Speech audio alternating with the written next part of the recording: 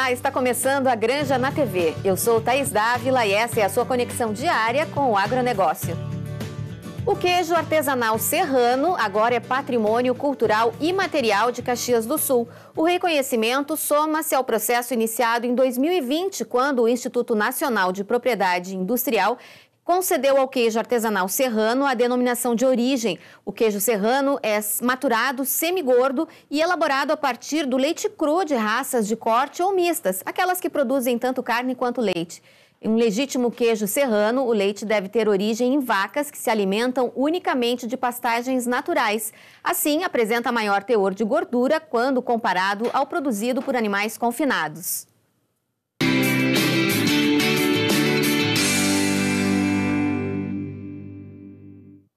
O Instituto Brasileiro de Olevicultura vai receber no final deste mês o diretor executivo do Conselho Oleícola Internacional, Jaime Lillo. Para entender a importância deste encontro, vamos conversar com o presidente do IBRA Oliva, Renato Fernandes. Tudo bem, Renato?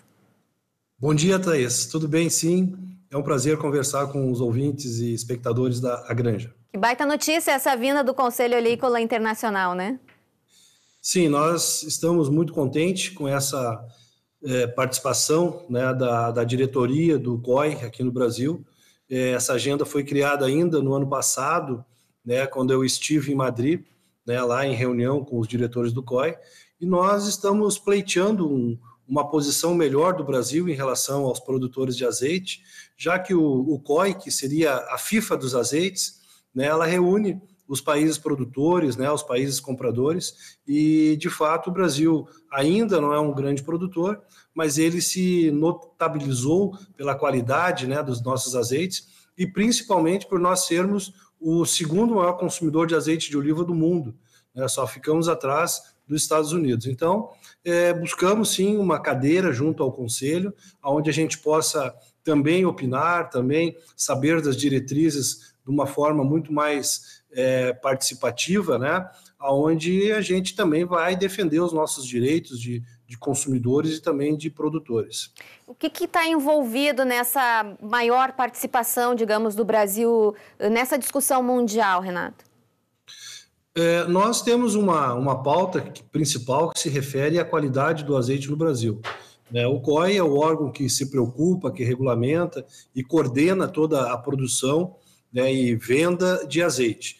Então, estando dentro de um conselho, tendo voz, tendo voto, fica muito mais fácil de ser aí um interlocutor das nossas demandas, dos nossos interesses. E para isso, claro, é o governo federal que tem essa cadeira, esse direito, mas o Brasil, através do governo federal, defenderá com certeza também os direitos e, digamos, as demandas e interesses dos nossos produtores.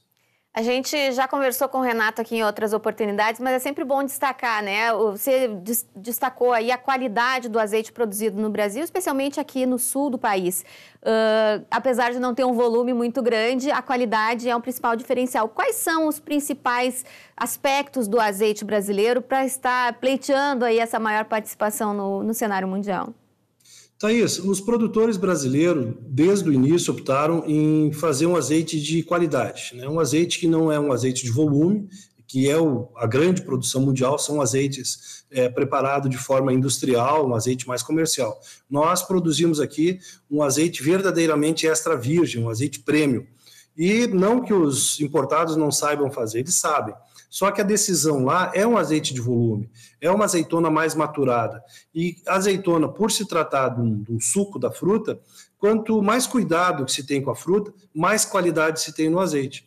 Então, o azeite brasileiro, de regra geral, é um azeite que busca essa excelência, né? Busca todo o sabor, todo o aroma que uma azeitona pode oferecer ao azeite, ela é feita dessa forma. Nós colhemos a fruta, ela sem estar tão madura, sem estar preta a azeitona. Isso coloca ela num patamar de qualidade maior, mas num rendimento menor. Uma produção fora do país, com 5 quilos de azeitona, eles conseguem fazer 1 litro de azeite. Da maneira que nós fizemos esse azeite, nós precisamos algo próximo de 10 quilos. Então começa daí a diferença, o número de azeitonas que é empregado para se fazer 1 litro de azeite brasileiro. É praticamente o dobro do mercado internacional. Isso precisa ser reconhecido, né? E de que forma esse encontro, essa vinda do representante do COI aqui no Brasil pode beneficiar o produtor, né? De que medidas podem chegar lá na ponta para quem está, no final das contas, produzindo a azeitona? Eu acho que começa com uma consideração em relação ao Brasil, em relação aos produtores brasileiros e ao azeite brasileiro. O COI é, de fato, a maior entidade no assunto, e vir nos visitar já demonstra uma grande consideração, e a gente acredita sim, né, que a gente possa avançar na questão do controle do azeite que chega até o Brasil através da própria origem, né, lá mesmo na Espanha, Portugal, Itália, que eles comecem a ter um controle maior e aí possa chegar um azeite de maior qualidade aqui. E que, se porventura não estiver classificado dentro da sua categoria, que ele entre na categoria abaixo. O azeite possui, né, a grosso modo, 3 categorias, né, que é o extra virgem, o virgem e o lampante. Né, e a gente sabe, o próprio Ministério da Agricultura já relatou isso à imprensa, que mais de 80% dos azeites que são importados para o Brasil estão fraudados na sua categoria. Eles não são azeite extra virgem, são azeites virgens. Então, mas não há problema, se o consumidor tiver essa informação, ele pode decidir se vai usar um azeite de segunda categoria ou de primeira. Bom, esse encontro com a participação do representante do COI, ele vai ser aberto aos produtores? E de que forma vai acontecer, né, esse evento?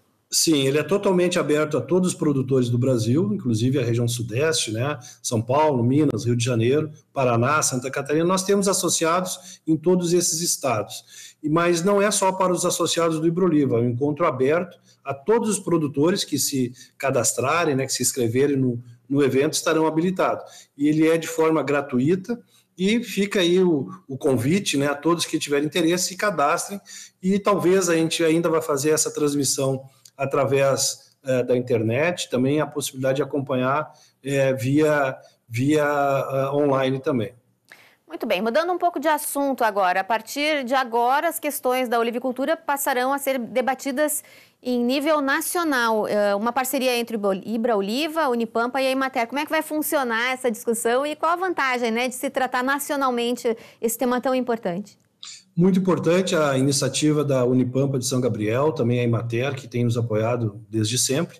E nós tivemos um encontro esse ano, que foi um encontro regional na cidade de São Gabriel, agora ainda no final do mês de setembro.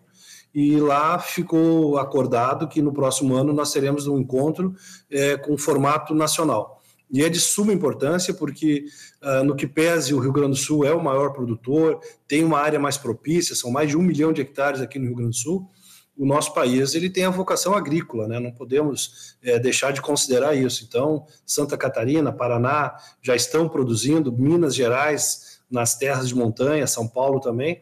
Então, trazer a discussão em nível nacional, promovido por uma universidade que está no coração da produção aqui em São Gabriel, e também a Emater, que reúne recursos técnicos importantíssimos dentro da olivicultura, para nós é importante. E vamos agregar com os outros estados também, trazer técnicos, produtores que possam compartilhar as suas experiências, suas pesquisas, e dessa forma a gente vai avançando, vai fortalecendo, criando aí uma musculatura importante para essa cadeia, que em outros países representa muito do PIB, representa muito da arrecadação tributária. Então, se nós temos a vocação, temos a possibilidade, o país é um país com a vocação do agro, né, nada melhor do que nós estendermos isso em nível nacional. E como é que você vê o interesse de novos produtores, Renato, para ingressar nessa atividade? Thaís, nós estamos num momento de acomodação, né? Nós tivemos aí alguns eventos, né, que foi a pandemia, depois esse ano passado atravessamos aí a questão climática, que foi terrível, né, para a agricultura, e isso deu, digamos assim, uma certa travada nos novos investimentos. Quem já estava continuou investindo, nós temos inauguração de indústria, temos aumento de produção desses produtores. Então, eu acredito que agora, a partir de janeiro, fevereiro, essa safra que se avizinha a partir agora de fevereiro, março, ela vai consolidar aí um um novo momento para a olivicultura nacional. O COI, estando aqui, também tem o objetivo de fomentar isso, e quem sabe até investidores estrangeiros virão para cá para também, né, começar a explorar essa atividade. Então, o cenário é promissor. Nós temos um consumo aí de 100 milhões de litros por ano aqui no Brasil, né, e somos um dos países que menos consome também o azeite. Nós temos um consumo médio de 400 ml ano, né? Outros países na Europa passam de 10, 15 litros. Então, qualquer movimento que o Brasil fizer em relação ao aumento do consumo, digamos, se nós aumentarmos 20%, né, desse consumo de 400 ml para 600, esses 20% em 100 milhões de litros, que é o cenário nacional, nós estamos falando em mais 20, 30 milhões de litros. Então é uma maravilha. O Brasil é um país do futuro, né, em relação à produção agrária. E no que tange a questão da oliveira, é um mar a ser desbravado. Então, é animador, a gente vai a par e passo, são muitas etapas que a gente precisa ir vencendo, mas, graças a Deus e ao trabalho dos olivicultores e as entidades que nos apoiam, a própria imprensa, estamos conseguindo um crescimento muito importante e, o mais importante, estamos crescendo com qualidade. Muito bem, que boas notícias. Esperando aí, certamente vamos noticiar após essa visita aí do representante do COI, as novidades que virão para o setor, esse setor que cresce e aí tendo uma demanda ainda muito grande, muito espaço para crescer, né, Renato? Certamente. É importante que a gente enxergue esse cenário, né, que isso pode trazer dentro da cadeia, né, um recurso importante para a contribuição aí de geração de renda, empregos, né, e, consequentemente, também geração de tributos para ser investido na nossa sociedade. Tá certo. Muito obrigada, Renato, presidente do Iberoliva, pela participação. Até a próxima. Sempre à disposição. Muito obrigado. A Granja na TV faz um rápido intervalo. Em seguidinha, a gente tem Mundo Agro e vamos falar também sobre sustentabilidade. Até já.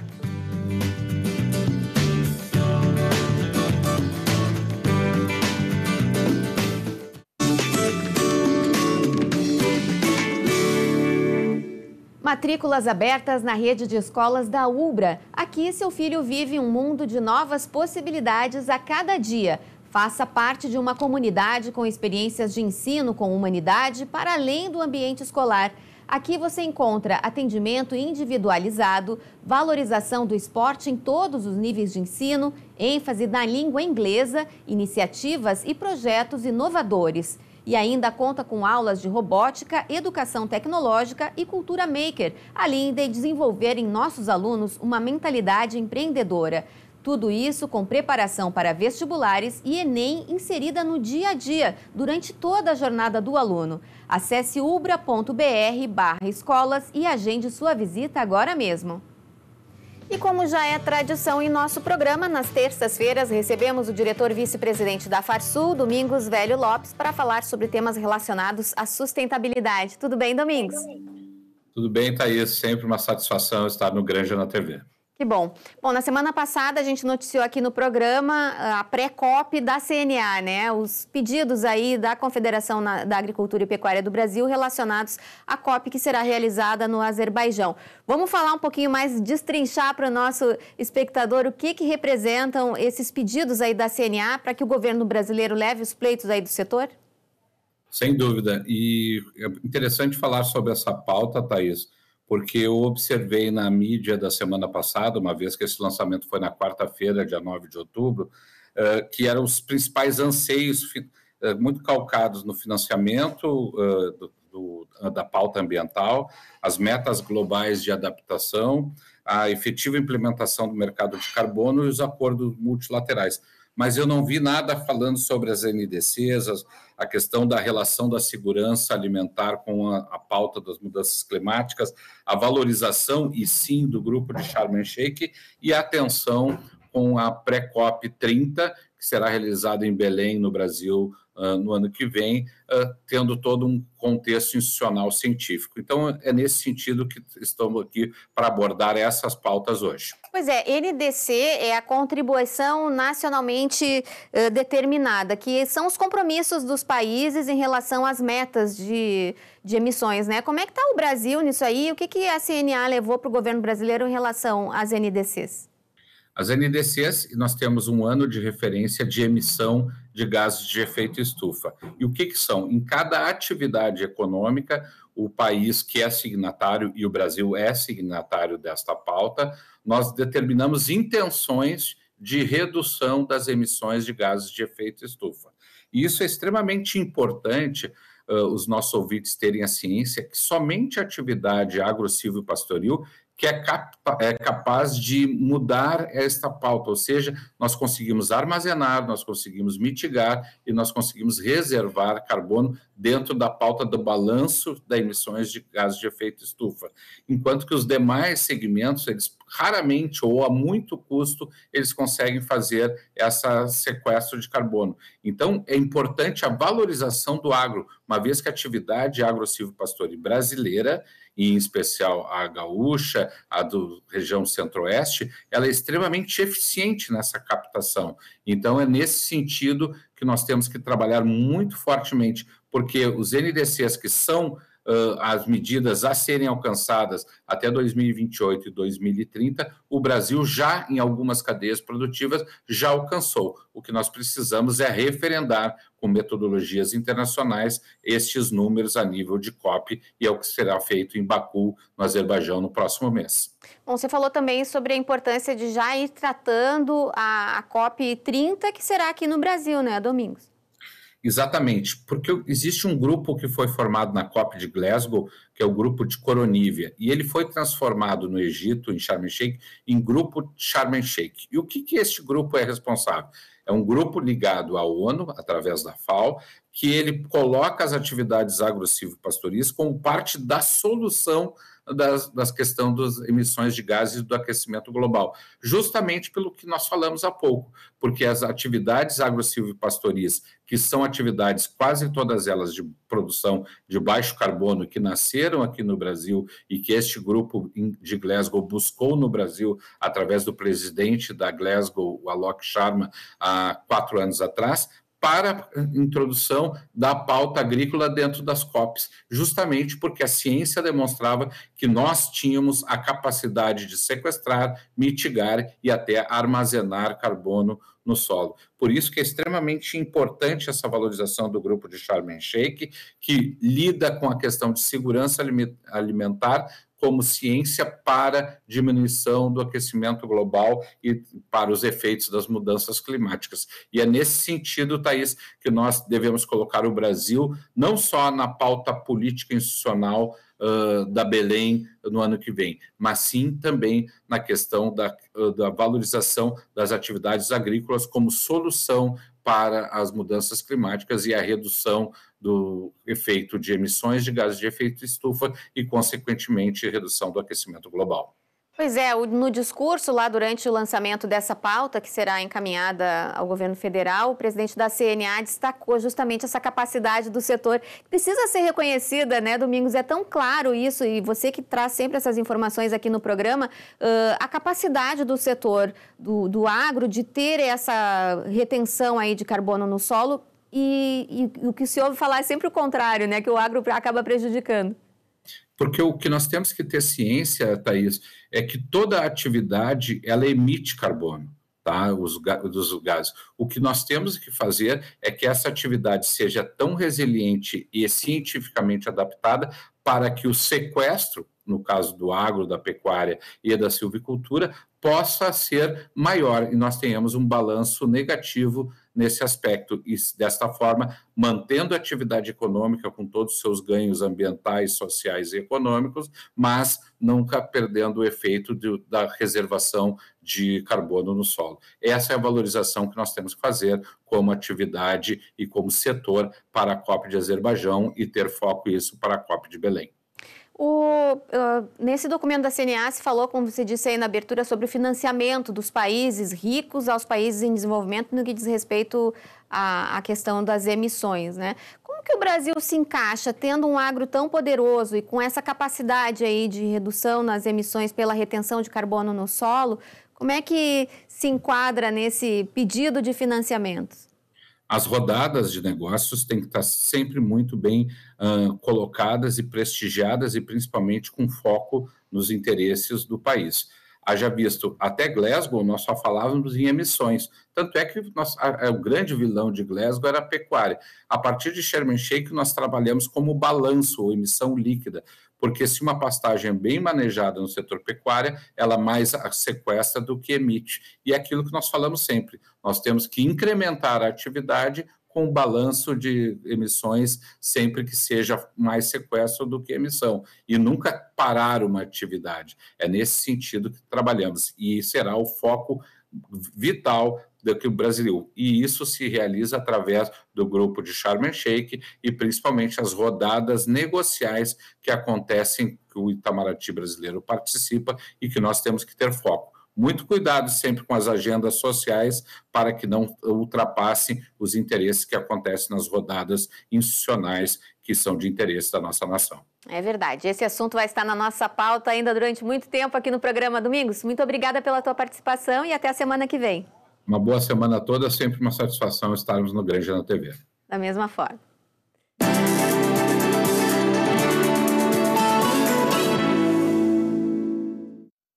E agora vamos para a Alemanha conversar com o nosso correspondente, Leandro Mariani Mitman. Tudo bem, Leandro? Olá, tudo bem? Nosso assunto hoje são as importações e exportações da União Europeia, que, é claro, incluem o mercado brasileiro. Exatamente. Poucos dias atrás, aí, a União Europeia divulgou um balanço, assim, os números aí do primeiro semestre do ano, aí de janeiro a junho. Eles comemoram muito o que eles chamam aqui do excedente agroalimentar, ou seja, a Europa, a União Europeia, né, esses 27 países, eles exportaram mais em produtos agrícolas do que importaram, e eles comemoram muito isso. Eles até falam que, até eu peguei um texto aí do portal ali da União Europeia, eles comemoram, o comércio agroalimentar da União Europeia está se mostrando forte, já que seu superávit foi de 33,7 bilhões de euros aí de janeiro a junho. É um aumento de 1,5 bilhão de euros em comparação ao mesmo período do ano passado. Enfim, resumindo, assim, a União Europeia, no primeiro semestre, exportou aí 116 bilhões de euros. Eu fiz a conversão aí para 1,09 em dólar, né? Que dá 126 bilhões de dólares exportados. E a importação, e aí depois eu vou falar da participação do Brasil nisso, foi de 82,7 bilhões de euros, dá uns 90 bilhões de dólares. Eles comemoraram, mais uma vez, esse superávit, né? Ou seja, exportaram mais do que importaram. E aí eles fazem, claro, tem todo um balanço em cima disso, de vários produtos. Eles fazem uma menção importante a algo que a gente trouxe aqui uns dias atrás, aí, sobre a seca, as estiagens que estão atingindo vários países aqui da União Europeia, que promoveram uma quebra muito forte na produção de azeite de oliva, né, de azeitonas e, por conseguinte, de azeite de oliva, né. E isso valorizou o produto. O europeu já é um produtor importante aí de azeite de oliva. Aí, países como Grécia, como a Espanha, enfim, são países bem importantes. E eles comemoram que aumentou o preço desse produto. Eles incluem aí até o Brasil como um importante demandador do azeite de oliva europeu. O Brasil aí no semestre ampliou em 209 milhões de euros as compras de azeite de oliva daqui. Lembrando que dias atrás, Thaís, você conversou aí com o presidente da Ebra Oliva. Hoje, inclusive, Leandro, conversamos com ele também, falando sobre a participação do azeite brasileiro, que tem um diferencial, desculpa te interromper aí, mas tem um diferencial também em relação ao azeite importado, que tem características aí bem específicas do azeite produzido por aqui. Uma parte considerável do azeite de oliva importado pelo Brasil, aí ele é fraudado, né? Segundo o presidente, ele não é exatamente extra virgem, ele é virgem, ou seja, tem uma qualidade inferior, algumas características inferiores. Mas conforme ele, aí o Brasil consome por ano 100 milhões de litros e só produz 700 mil. E aí entra a Europa aí com uma participação bem importante de azeite de oliva que sai daqui da Europa aí para o Brasil, né? Bom, lembrando aí que o Brasil aumentou em 18% aí as importações de azeite de oliva daqui. Aí, os outros números aí incluem, esses azeites de oliva também foram bastante importantes aqui para a receita europeia, para outros países, para os Estados Unidos e para outros países, né? E eles destacam aí nas... Você acha que deve diminuir, Leandro, com essa seca aí que você mencionou em outra participação? Porque esses números são passados, né? Será que a exportação de azeite de oliva ainda vai seguir alta, mesmo com a seca que afetou aí Eu imagino que vai ter uma quebra considerável. A gente, na nossa abordagem, falava da Espanha aí, de uma quebra de 40%. A gente sabe que é um número, 40% é praticamente a metade é perdida. E outras regiões da Europa também estão sentindo perdas em azeite de oliva, em produção de azeitonas, que vira azeite de oliva. Eu imagino que sim, que isso pode ter uma redução das exportações. É claro que esses números a gente vai ter lá mais lá à frente. Aliás, isso me chamou a atenção. O Brasil tem um balanço mensal de exportações. Todos os meses, no iniciozinho do mês seguinte, já tem o balanço de tudo que foi exportado no mês anterior, né? E, por exemplo, tem números de setembro, o Brasil tem esse balanço. A União Europeia está largando esses números a cada semestre. Naturalmente, o Brasil é um país, a União Europeia são 27 países, mas a gente imaginava até que teria um balanço mais detalhado mês a mês. Mas o que eu vi aqui, o que eu já colhi até agora, é que tem esse balanço só de um semestre. E aí há uma série de situações. O Brasil também, de uma maneira geral, comprou 634 milhões de euros a menos nesse primeiro semestre. Aí. Houve algumas quedas aí importantes que levaram o Brasil a comprar menos aqui da União Europeia. Mas eu rapidamente aqui, finalizando, quero dar uma invertida para lembrar, para dar um mínimo de detalhamento do que o Brasil vendeu a mais aqui para a União Europeia. Né? Deixa eu pegar um número aqui. Lembrando que o Brasil é o segundo a União Europeia é o segundo maior cliente do Brasil e o Brasil é o maior exportador agrícola aqui para a União Europeia. E os números assim de um ano, como eu disse há pouco, o Brasil é uma maneira bem mais detalhada. Eu vou dar um rápido número aqui deixa eu ver aqui.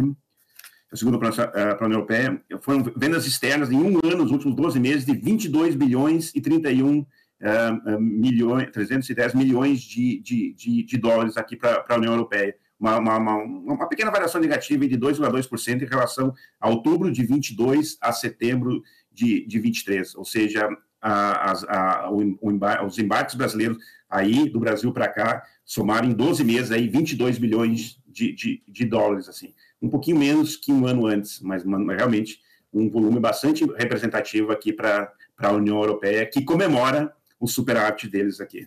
Tá certo. Então, obrigada, Leandro Mariani Mitman, nosso correspondente. Vai aproveitar o friozinho que começa a se apresentar aí na Alemanha. Exatamente. Tá bom. Até mais, então. Um abraço. É. A Granja na TV de hoje fica por aqui. A gente volta amanhã. Até lá.